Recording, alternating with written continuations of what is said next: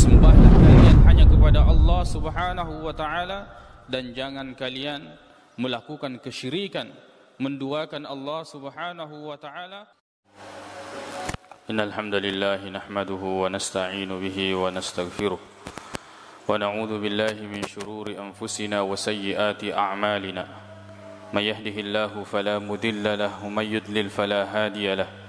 Asyhadu an la ilaha illallah wahdahu la syarika lah.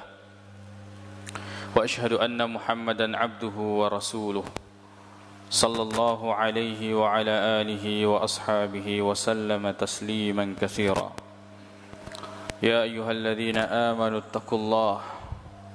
ittaqullaha haqqa tuqatih wa la tamutunna illa wa antum muslimun. Amma ba'd, fa inna asdaqal hadithi kalamullah wa khairal huda Muhammadin sallallahu alaihi wasallam, syarrul umuri muhdatsatuha, fa inna kulla muhdatsatin bid'ah wa kulla bid'atin dhalalah. Amma ba'd. Jemaah Jumat yang semoga dirahmati oleh Allah Subhanahu wa taala. Jika seandainya agama Islam ini ingin diungkapkan dalam satu kata, maka kata itu adalah al-akhlaq. Maka kata tersebut adalah akhlak. Semua ajaran Islam terhimpun dalam kata itu. Mulai dari muamalah kepada Allah Subhanahu wa taala sampai kepada muamalah terhadap seluruh makhluk terhimpun dalam kata tersebut, yaitu akhlak. Maka Nabi sallallahu alaihi wasallam yang menyampaikan kepada kita seluruh ajaran Islam, beliau katakan dalam hadis yang diriwayatkan oleh Imam Bukhari dalam Al-Adabul Mufrad dari Abu Hurairah radhiyallahu anhu, Nabi sallallahu alaihi wasallam bersabda, "Innama bu'ithtu liutammima makarimal akhlaq." Bahwa saya diutus untuk menyempurnakan makarimal akhlaq, akhlak-akhlak yang mulia. Dalam riwayat lain, salihal akhlaq, untuk menjelaskan, menunjukkan, mencontohkan akhlak-akhlak yang baik. Maka kata Nabi sallallahu alaihi wasallam, hadis riwayat At-Tirmidzi, su'ila Rasulullah sallallahu alaihi wasallam, Nabi sallallahu alaihi wasallam ditanya tentang apakah yang paling banyak menyebabkan seseorang masuk surga. An aktsari ma yudkhilun nasa al-jannah.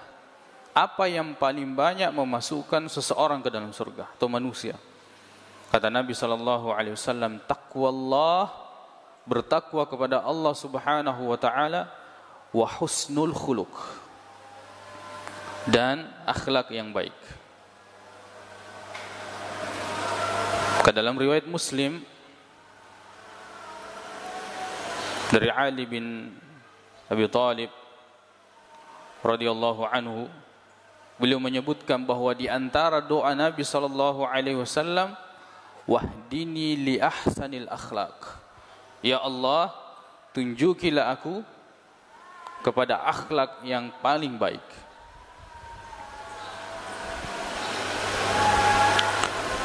Maka semua ajaran Islam ini akan mengarahkan kita kepada akhlak.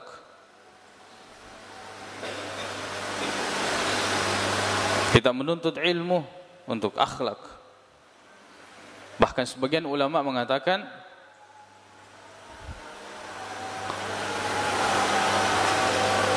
ta'allamul ilma qabla an tata'allamul adab qabla an tata'allamul ilm.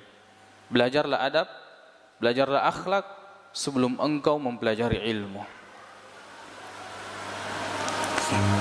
Kita menuntut ilmu agar akhlak kita menjadi baik. Dan akhlak ini laisat aqwalan tutaraddad fahas. Bukanlah hanya sekedar perkataan yang senantiasa diucapkan dan disampaikan. Ini tujuannya untuk kepada da'i, kepada guru, kepada ustadz, pada siapapun yang sering menyampaikan kebenaran. Ingat, al-akhlaq laisat aqwalan tutaraddad fahas. Bukanlah perkataan yang hanya sekedar diucapkan.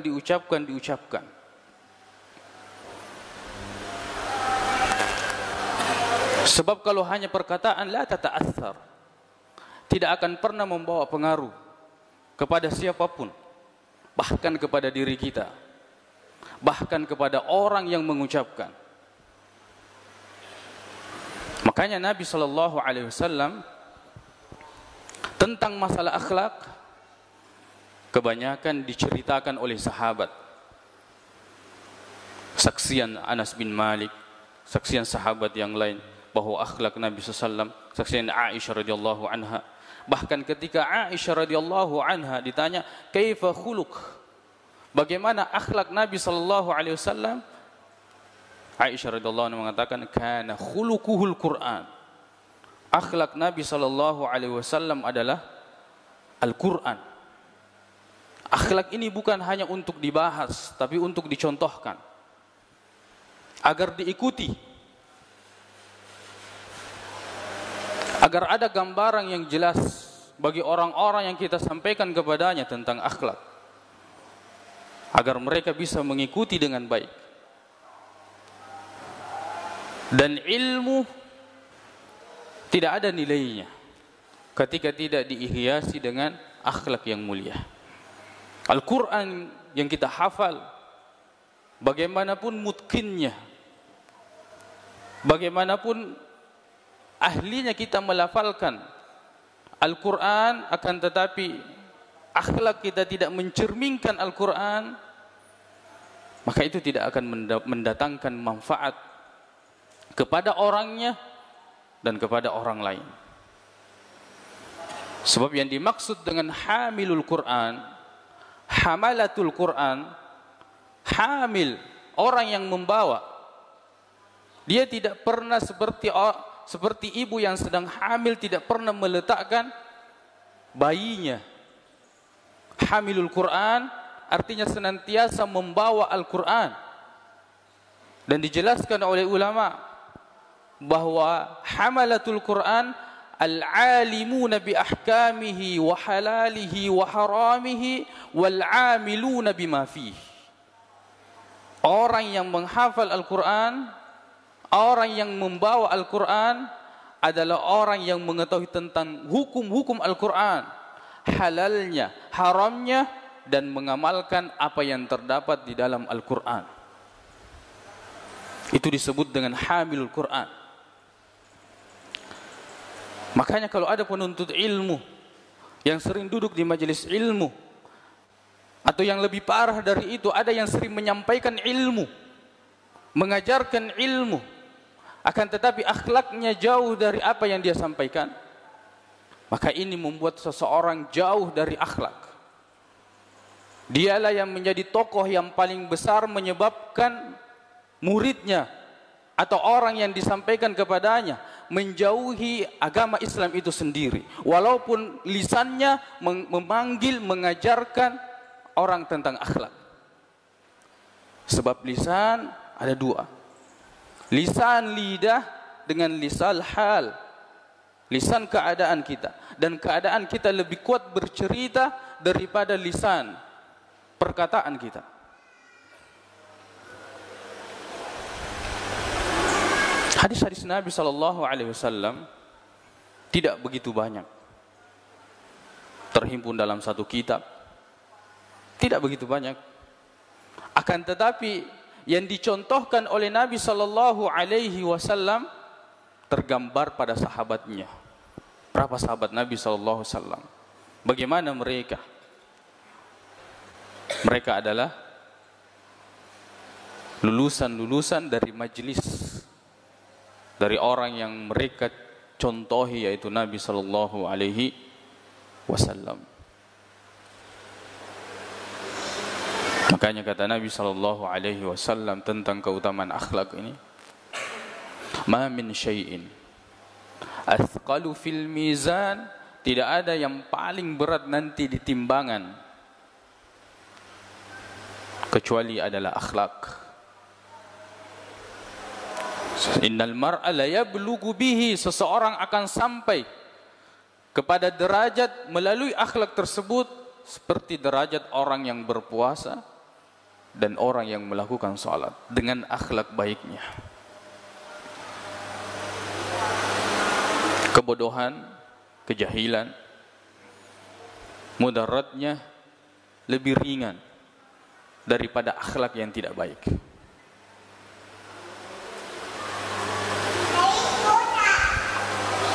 Yang merasakan dampak buruk dari kebodohan sedikit, tapi yang merasakan dampak buruk daripada akhlak yang buruk itu sangat banyak.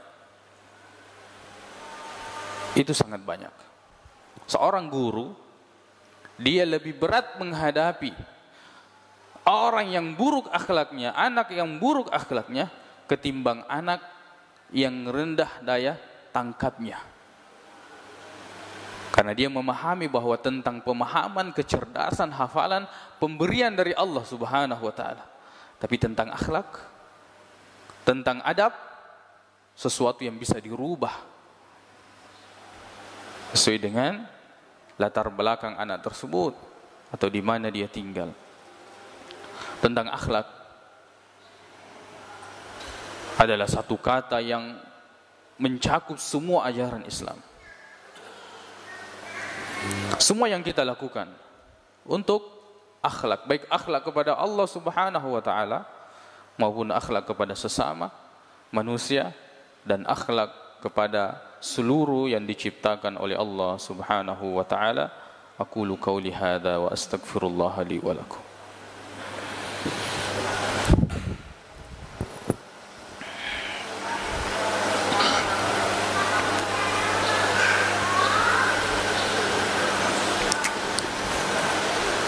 Alhamdulillahi rabbil alamin wal aqibatu lil muttaqin wa la udwana illa 'alal zalimin.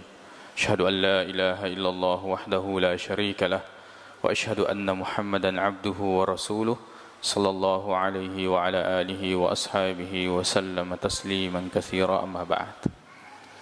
Ya majumat yang semoga dirahmati oleh Allah Subhanahu wa taala.